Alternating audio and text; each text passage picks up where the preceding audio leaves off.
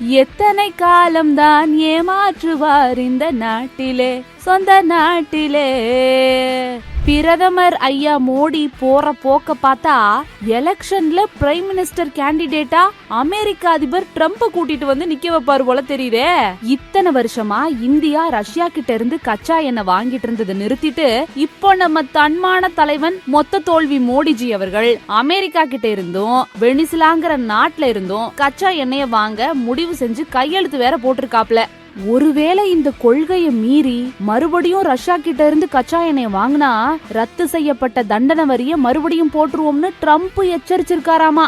இது மட்டுமா, இதை விட ஸ்பெஷல் ஐட்டம் ஒண்ணு இருக்கு. அது என்னன்னு கேட்டீங்கன்னா, அடுத்த 5 வருஷத்துக்கு 45 லட்சம் கோடி மதிப்புள்ள அமெரிக்கா நாடு தயாரிக்கிற பொருட்களை வாங்கவும் ஐயா மோடி உறுதி வேற கொடுத்திருக்கிறாரு. இன்னும் ட்ரம்பின் அடிமை நான் அப்படிங்கிற போர்டு மட்டும்தான் ஐயா மாட்டல.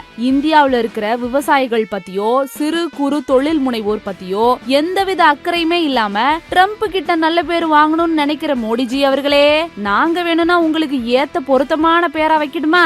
அடகு ஆசாமி மோடிஜி அப்படின்னு வச்சுக்கோங்க. என்ன சூப்பரா இருக்கா? வர்ற தேர்தல் உங்களுக்கு கிடையாது. பாய் பாய் அடகு ஆசாமி மோடிஜி.